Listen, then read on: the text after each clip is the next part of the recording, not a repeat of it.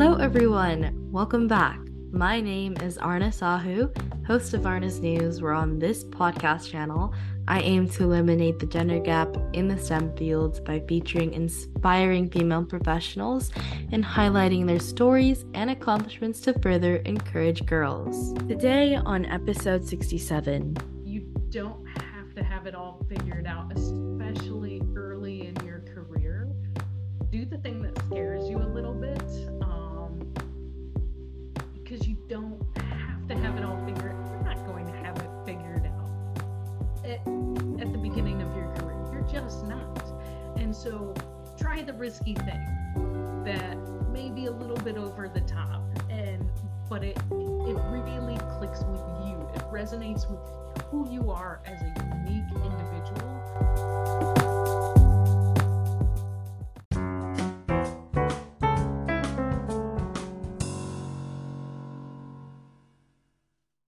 Today on episode 67, I'm pleased to announce our guest, Lisa Litherland.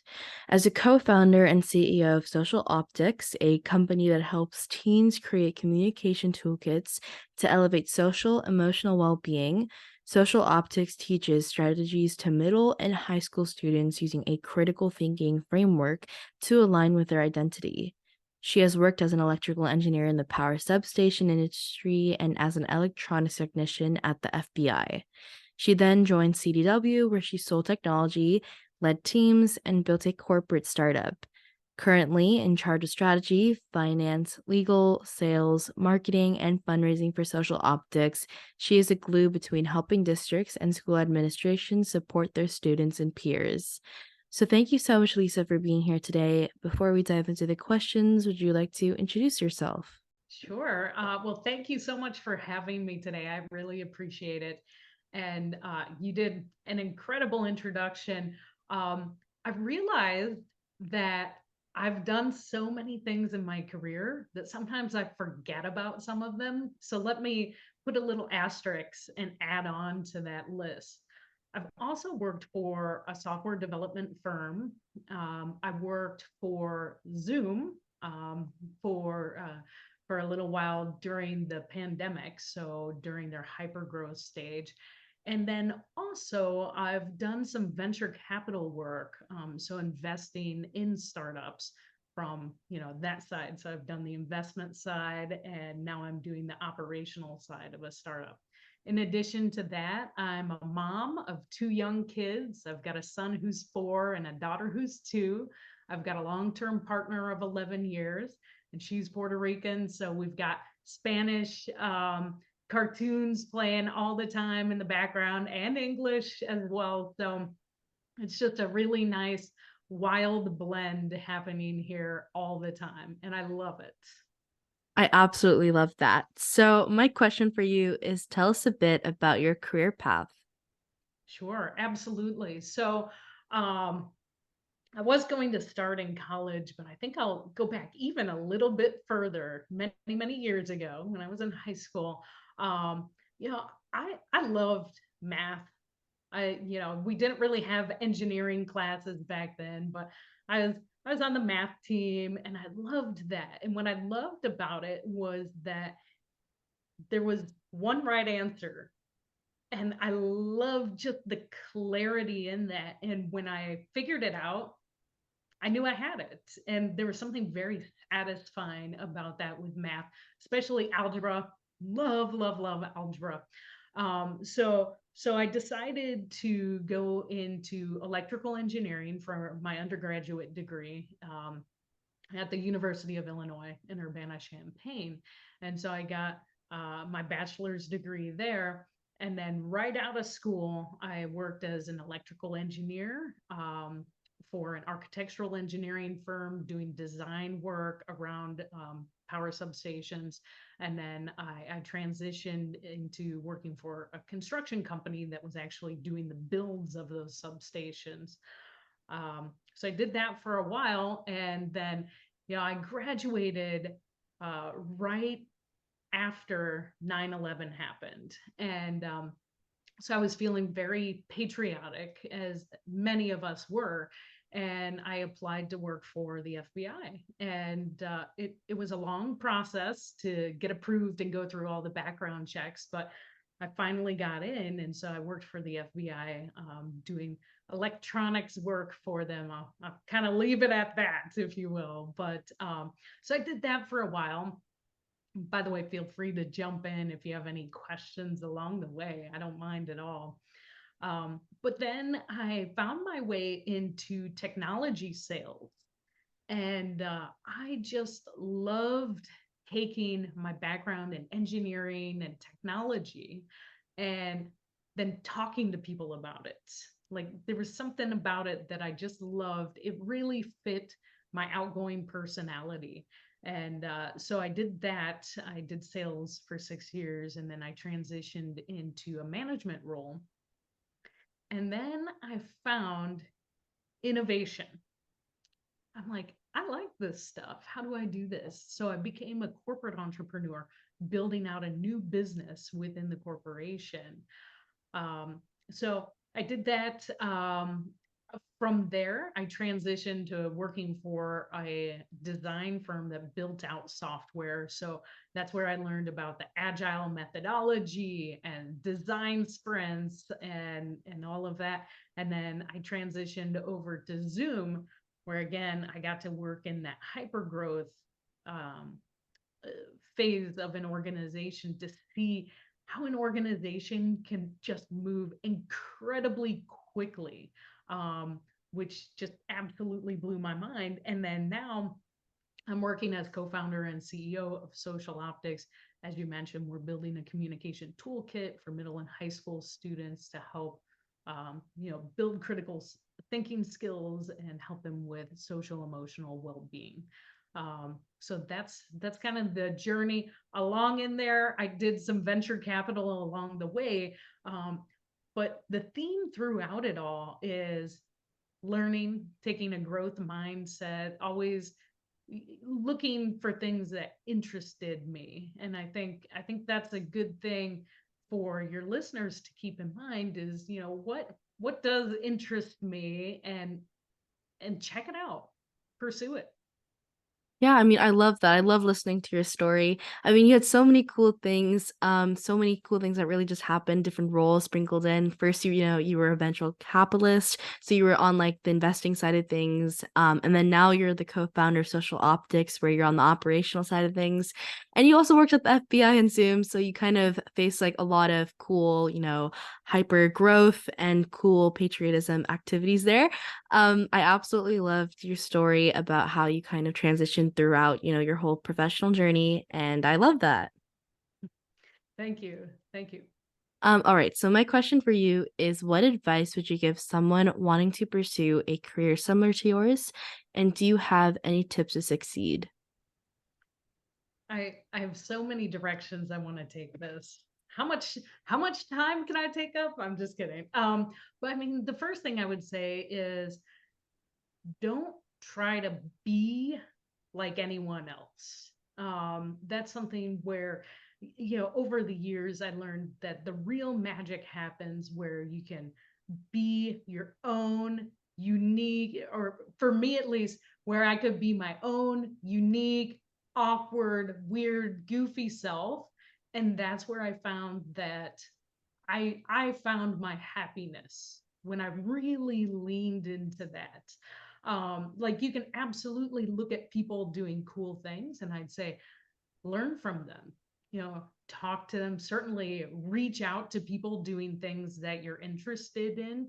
Um, you'll find, and I've found that, reaching out on LinkedIn, that's how we connected. And that's a great way, today, to connect with all kinds of people. So if you can find people doing things that spark your interest, reach out to them, talk to them, find out how they started doing that, whatever that thing is that you're interested in, and find out more information. There's also a concept called Ikigai. It's a Japanese concept. And what that does is it takes what you love, what you're good at, what you can make money with, and what the world needs. And when you combine all of those pieces, that's where you can find your sweet spot and your magic, right? And true satisfaction in what you're doing. So I'd recommend that for the listeners, as you're thinking about, what do I want to do in the future? That's a great place to start. Don't try to, as much as I love STEM, don't do it because you think it's a good idea or because it's a popular buzzword right now. What I will say though is I am so incredibly grateful for my background and my focus on the mathematics, on the engineering. I got my bachelor's degree in electrical engineering. And what that did for me was that gave me an incredibly strong background in problem solving, right? And so I don't do engineering work anymore. That's not what I do. But I solve problems every day. Every day. And by studying the engineering, I am able to apply that to all kinds of different situations. And so I'm incredibly grateful to have that background. I absolutely love that. I mean, the biggest thing that you just said right now was to just focus on yourself and find your sweet spot, because you have to live life in a way that's meaningful to you. And the only way to do that is to let yourself be free and become who you want to be. Like, stop trying to mold yourself to be like everybody else when in reality, you have that, you have that magic sweet spot, and you shouldn't try putting that off just to become someone else or to just fit in the crowd. It's okay if you're an outlier. It's okay if you're different from everyone else, but just embrace that. It's a good thing. It really is. It makes you interesting. Absolutely. And my question for you is, what is a common myth about your profession that you want to debunk? Oh, such a good question. I'll take this from the perspective of a co-founder and CEO. There's a myth that someone in this position gets everything right and that they know how to do all the things. It's completely untrue, right? So, first off, I make mistakes all the time, and that's okay because that's how you learn. And so, as long as you learn from those mistakes and then improve from there, then you can just continue to get better and better. And the other piece is that idea that someone knows everything, and this isn't just in like a founder role or a CEO role. Even just looking at, you know my first job out of school, I thought my manager had all the answers and knew what he was doing and could just direct me, right? So it's not true. Everybody's trying to figure it out, and you don't have to have all the answers. In fact, I'd argue most of the best leaders don't have all the answers, but being able to keep a learning agile approach, or what's also called a growth mindset, you can go either figure out how to do the thing you need to do, or you can go find someone that can do the thing that you need to do, and they can either teach you or you can partner up with them and they can do that part, and you can focus back to the part that you really love, and you focus on that and partner with the person that can do the other piece. Absolutely. I really liked what you said right there because, nobody really knows everything. They don't know like the answer to every single question. You can consider yourself to be an expert, but you don't have to be like 100% right on every single question. There's really no person that fits that criteria. So just know that you don't have to fill that shoe of, being the person that knows every single answer, always, answering every single question. You don't have to be that, and it's okay to kind of not know things. It's okay to learn things on the job. And yeah, it's okay to just know that and embrace it. All right. And another question that I have for you is, if you could step into my shoes or younger self, what would you have asked yourself that I didn't? Great question. So the question would be, how should girls approach belonging in STEM, and not only in STEM, but in life in general. Um, so belonging is something that I think about a lot. It's so looking back at when I was really, really focused on the engineering aspect. In my electrical engineering classes, I was one of a handful of girls in the class. Um, that's how it was then. And from everyone I've talked to, it's still pretty much that way. When I look at my first three jobs out of college, um, I was one of very few women. And when I worked at the FBI, I was the only woman in the building that I worked in, which, I mean, talk about not feeling like belonging. I looked around and I'm like, okay, I'm surrounded by a bunch of guys. What am I doing here? But, that leads me to, that's okay. Learn what you can learn from it. If it's a passion, follow it. But also, I urge you to find your people.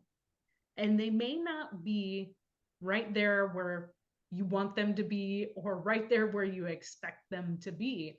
But sometimes you have to expand out and go find your people other places. And that could be through meetup groups, it could be through chat groups, it could be reaching out to people through social media and making connections that way. I'm a big LinkedIn fan, so I've made so many friends and connections through LinkedIn just with other people doing things that I find interesting.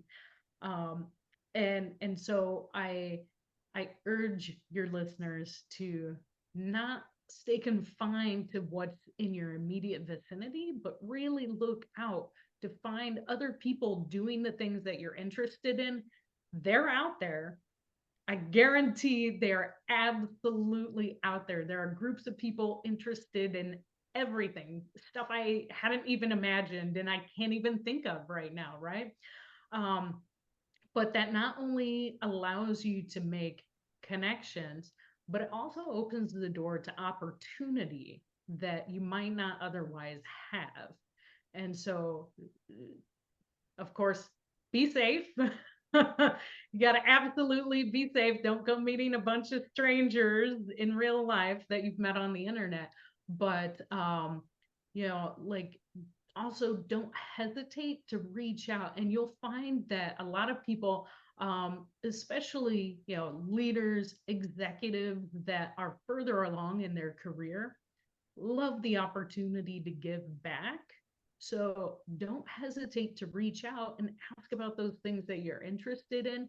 If you find the right people, they love to mentor, they love to give back, and that's a great way to expand your world. Absolutely. I mean, if you're like the only person in a room, like just what you were, in the FBI setting, you were the only girl. Um, Even if that's so, you can always find your own people, and there are gonna be others there. There's gonna probably gonna be other women who are, the only person themselves in a room. There are other people out there willing to make connection and forge lifelong friendships. And you can learn so many things from them. You can get so many cool opportunities, and you could get some cool things like mentorships and other things that you wouldn't have known of if you hadn't reached out to them.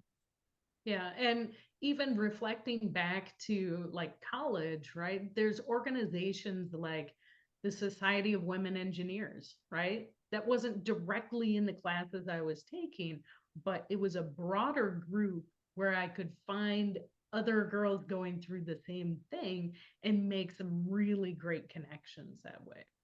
Absolutely. And my question for you is, what are the best resources slash books that have helped you find your career path?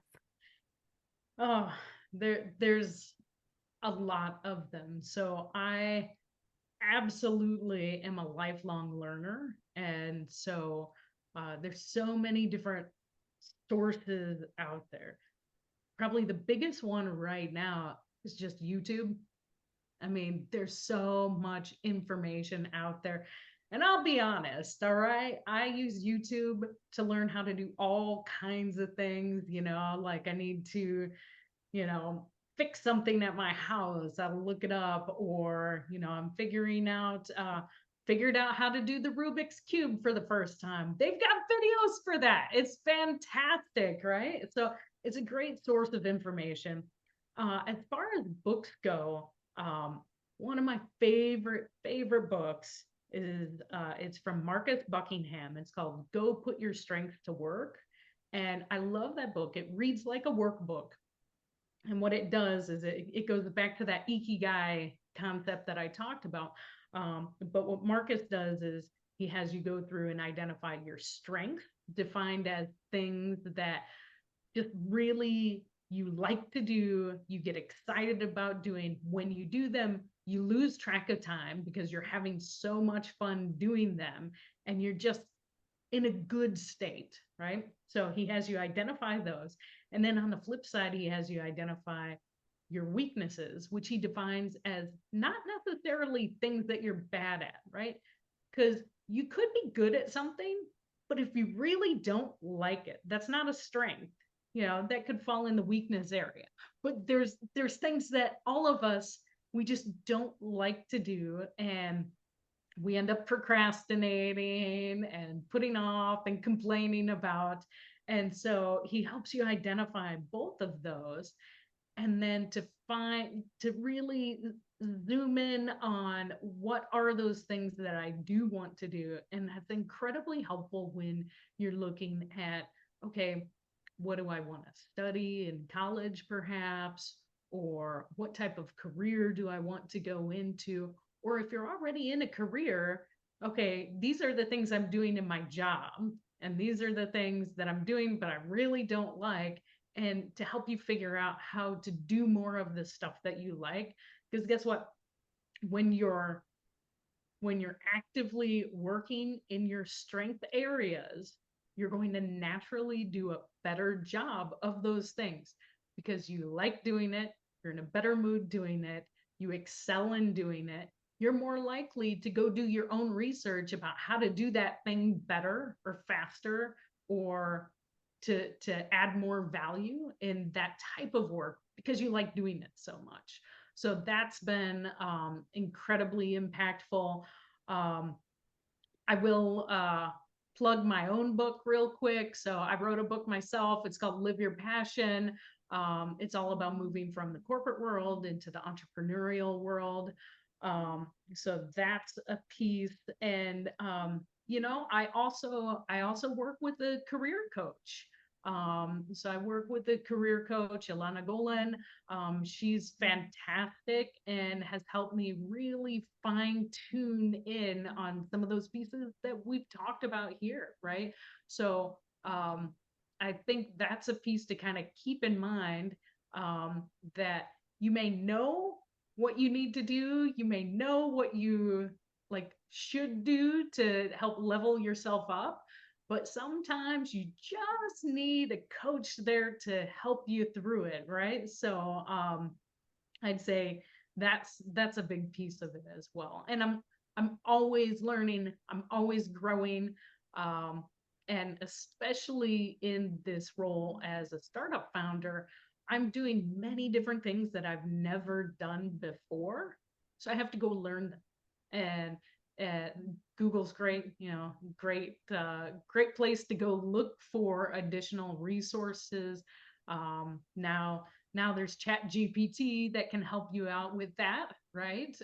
So get to the resources faster, get the information faster so you can start putting it into practice. Because book learning something is one thing, learning it through experience application is a totally different thing. So I would encourage everyone who's listening is, if you want to learn how to do something, just jump in.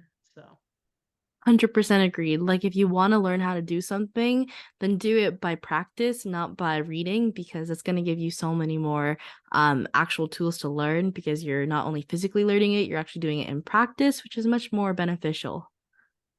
Yeah, so my question for you is what do you think is a vital factor that shaped your career? What was your life before learning it, and what was your life after learning it? Sure.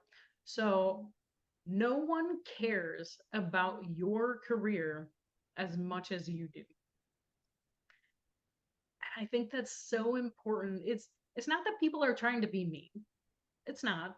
It's just everyone's focused on their own experience, right? And so when I was younger, I thought, okay, I'm going to work this job, and if I do a good job at it, someone's going to come over and tap me on the shoulder and say, "Lisa, you did such a great job. Congratulations, you've been promoted." Um, it doesn't work that way. So you are in charge of your own career. And that includes your own education as well, because education is a part of your career. And you might even argue it's more important there because that leads you into your opportunities, right? So you have to take charge of that, and you have to be the number one advocate for yourself.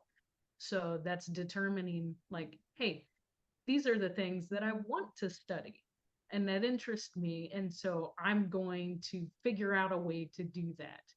And not everyone has the same opportunity for that.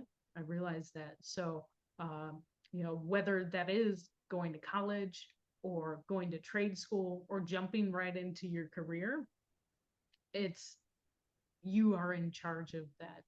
And there's kind of going along with that, don't wait for someone to give you permission to do something, um, because you just you won't get it, or you won't get it fast enough, or it'll never come, right? So just again, go do it, figure out a way, leverage some of the free resources that are online.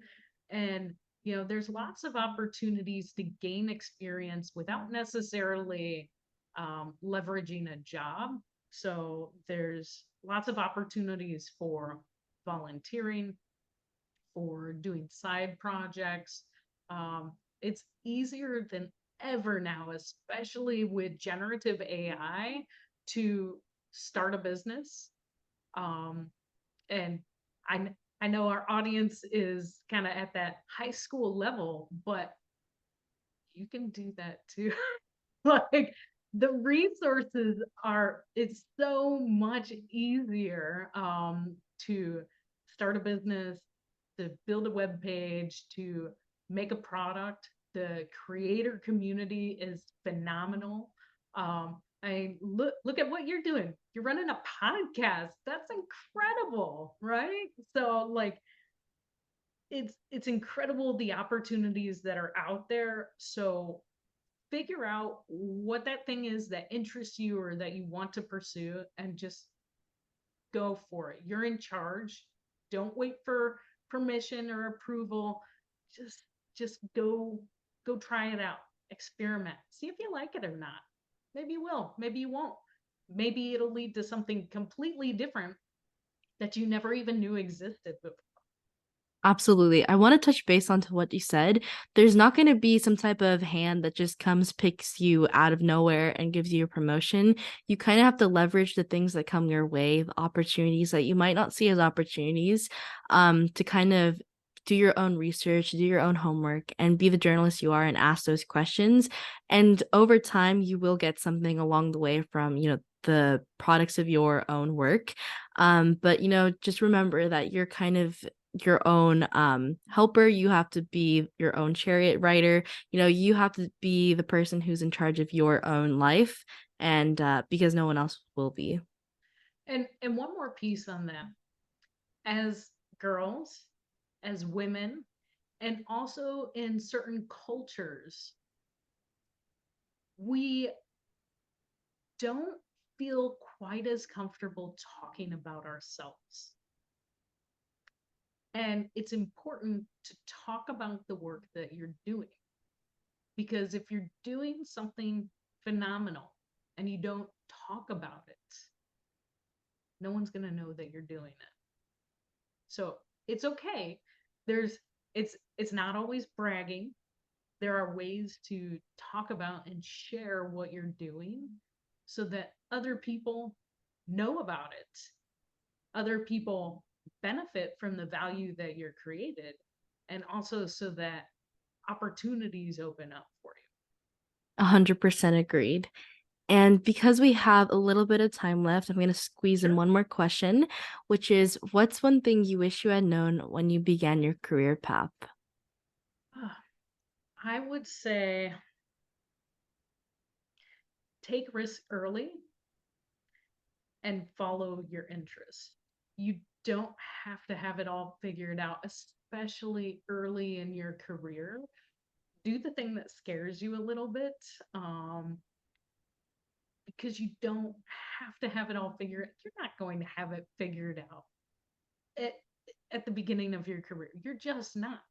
And so try the risky thing that may be a little bit over the top, and but it really clicks with you. It resonates with who you are as a unique individual, and follow that. I wish I had taken some more risks when I was a little bit younger in my career, um, because I also career wise, loyalty, it's not it's not what it used to be when my parents were in the workforce. You know, my dad worked for the same company for his entire 35-year career. That just doesn't happen anymore, right? And especially with, all the tech layoffs that have happened in the last year, you, loyalty is not guaranteed. So take the risk, follow your passion, and even if everything falls apart, you will have learned something and you will have been true to yourself. That's never a bad thing. Absolutely. Well, thank you so much, Lisa, for being here. Before we end off, do you have any last words to the audience? Um, I would say go for it. Girls can do amazing things. Do not limit yourself, because we need so many more girls and women doing hard things. And certainly feel free to reach out to me on LinkedIn. I'd love to hear from you. And thank you so much for this time. Thank you so much, Lisa. I absolutely love talking to you.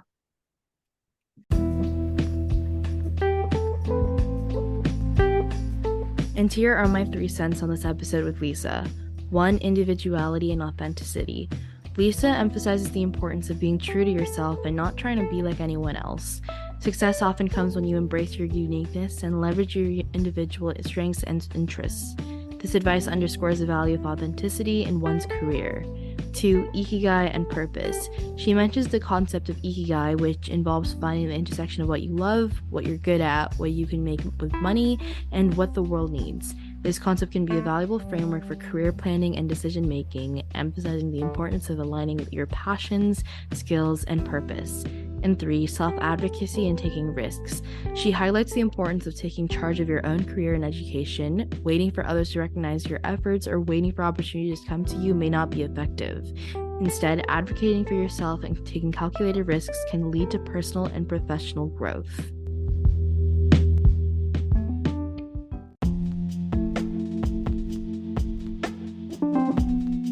Thus, that concludes the episode for this week. If you want to know more about how I relate to these amazing topics, then stay tuned for upcoming episodes. A free way to support this show is by leaving it a 5-star rating and a review on the player you are listening to. Let me know what you enjoy about this podcast, as it's a chance to tell me what you love about the show, and it helps others discover it too. Once again, thank you for finding me, and I hope we stay in touch with each other. Dito, you're listening to Aarna Sahu, the host of Aarna's News. Toodles!